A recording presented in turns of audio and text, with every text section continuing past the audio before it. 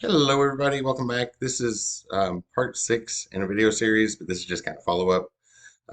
In the fall, I'm teaching software development with Java class, and for the final project, they have to do a web application, and we're going to use Spring Boot in the class. So I thought while I was getting ready, I like to make videos while I get ready, and I thought I'd go ahead and share this in case other people find it useful. So in the first four videos, we kind of made our Spring Boot application. And in the previous video, we saw about packaging it. So I'm going to open the POM XML file. And way back in the first video, it was important to set the Spring starter files from from start.spring.io to jar files because we need that to test locally. Because if it's set to build a war file, um, our IDEs will want to use a linked server, but from those Spring starter files, we have an embedded server, so that would cause problems. So it's important to do a jar file, and then we had this one line. It's just this one line in the POM file for a Maven package to do that. Which, yeah, I guess we can go ahead and build the project because uh, this video is about releasing it now. So sort of a follow up. The project's made and everything, but we haven't really seen the release. So I'm going to go ahead and do a Docker uh, put a Docker image for it. So I thought that would be a quick video. So let's do a quick build while it's set to build to a war package. And that's important because we use JSP pages. If you just do a REST API, that can run from a jar file. But for JSP and I believe JSF pages, you have to um, you have to package it as a war file.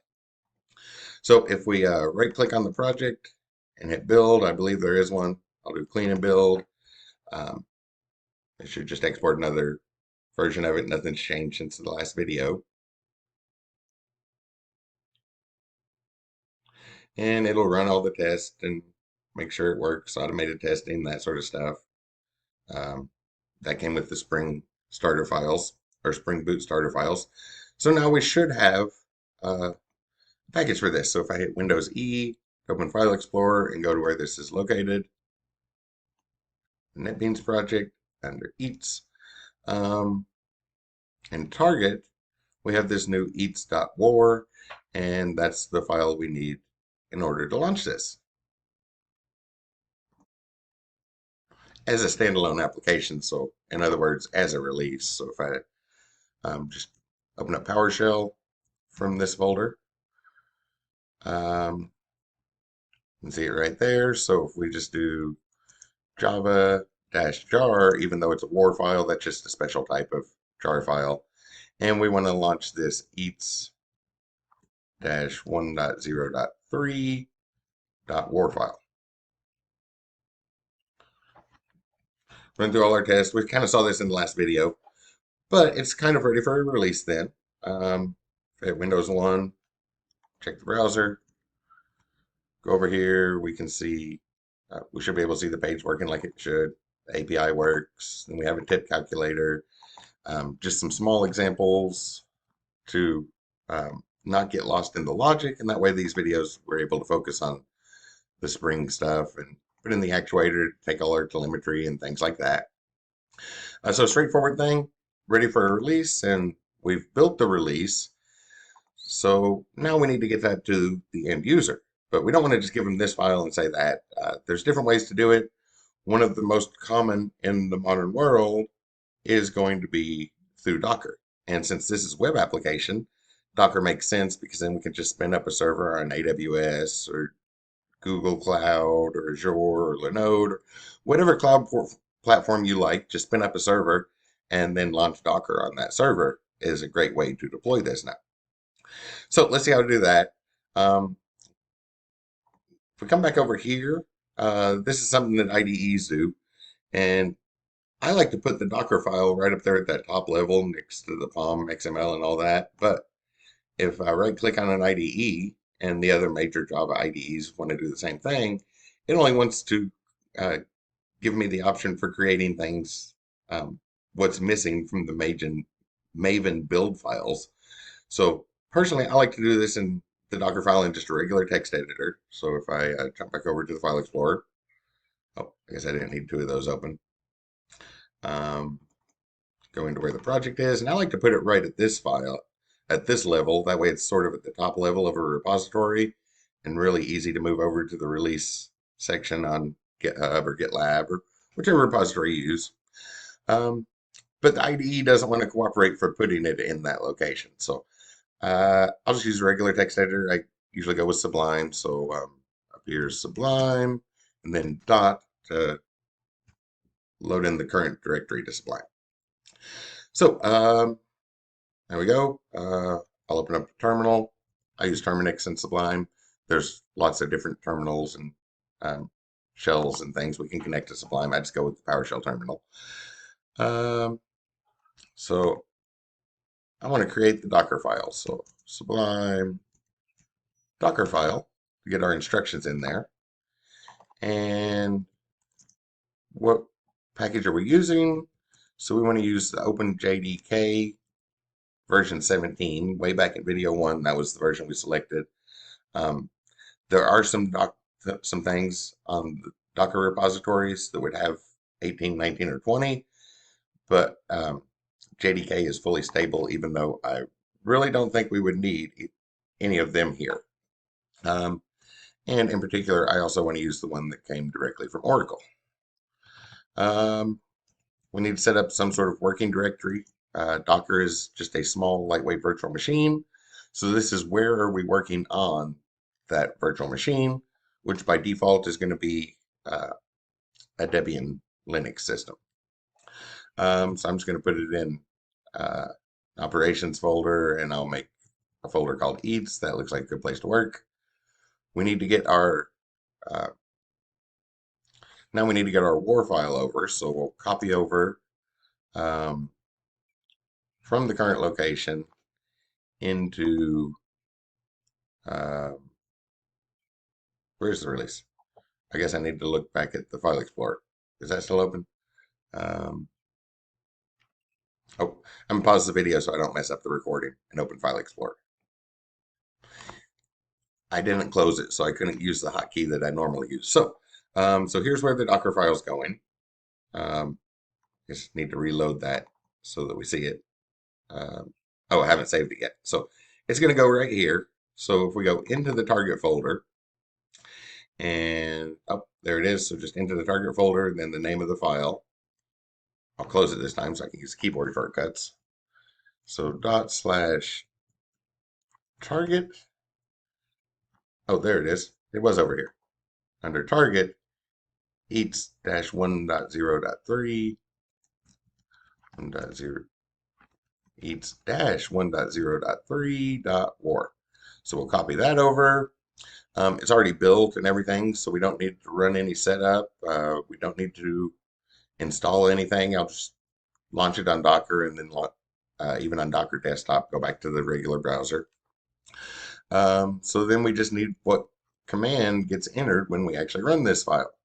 So we want to say Java, then pass in the -jar parameter, and then run eats-1.0.3.war. So that should be enough to build our Docker image. So I'll go ahead and save this. And I have Docker desktop running. I'll just pull up images. I just emptied it out right before making this video, so there's nothing in there right now. But Docker is up and running, so can go ahead and build it. So build the current directory and put it in a repository named eats.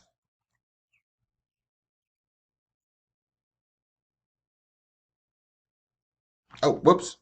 Copy requires at least 2 arguments. So copy these files to the current directory, and this dot here means 2 different things. Maybe I should not use it here. That would have the dot meaning 2 different things and 1 thing. So this is on our local machine, and then this dot is on that virtual machine. So that's this dot over here refers to this directory, and the dot here was referring to the local machine. So I'll just go with the one at the end and hopefully cause less confusion that way. I'll just hit up and try to build that again. Okay, didn't immediately crash. That's a good sign. So now if we say Docker images, look at our table, which we'd probably want a PowerShell script that grabbed this table, and row 0 is the headers, row 1, 0, 1, 2. So um, this thing loaded into an array, index 1, 2 is the most recent one, or we could probably use the name. I'm going to use the name now when we launch it. So I'm going to say Docker run, and we need port access. So -P for port, and then we enter it twice. Port 8080 colon 8080. I've never looked up explicitly why we enter it twice, but I just now realized that I've always just gone with the assumption. My thought, which was just an assumption, was that one of these is the Docker machine, the Docker virtual machine, and the other is port 8080 on the local machine. But we want to connect those two ports together and then run eats. So we would probably put together a script that just does this, grabs our ID from the repository, and then runs this line. That's a fairly straightforward batch file or PowerShell script or bash script, or a very straightforward script that we would actually give the user the icon, a shortcut to double click on. But I'm going to skip that for the video because that part's rather trivial. But when we run this, we still get all of our same stuff. And when we open the browser and navigate to localhost port 8080, we're now seeing it loaded from the Docker image. I don't know if we could pull that up from telemetry. I didn't look through beforehand. But we've got our telemetry, our sample API, and the little application to calculate tips and everything like that. So that's sort of the release package. A standard way of doing that anymore is to just load it into a Docker file, and then that release would work really, really well with the cloud for web application. Just spin up a server, install Docker, and launch that on your server. And now that we've built this, we might have to do some more testing. So what I like to do, this works in almost all of our IDEs, just put the cursor in that line. You could delete it and put it back in next time you're ready to do a build, because remember, if we packages of war, all our IDEs are going to try to go to link servers. So just put your cursor on that line, and Control/ will work in just about every IDE to comment that out. So that when we save it, now it's back to a jar file. You can see the coffee cup and NetBeans here. So that when we run it here, we can test it locally. So just comment and uncomment that line as you need the build package, and then the Docker file you saw was very straightforward. Can I open that from here? Other sources?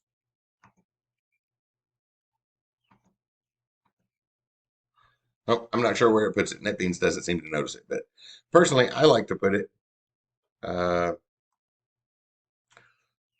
at the top level of the thing next to the POM file, and that way it's at the top level of the repository. That makes CI/CD pipelines a lot easier on GitHub and other ones. I usually use GitHub, but so there's how we release the package. Just sort of a follow up to the previous 5 videos. Thought it would be useful and kind of quick to make while I was waiting on the clock to roll around to 10 o'clock so that I can head towards the office this morning. But thanks for watching. Hope you found that helpful.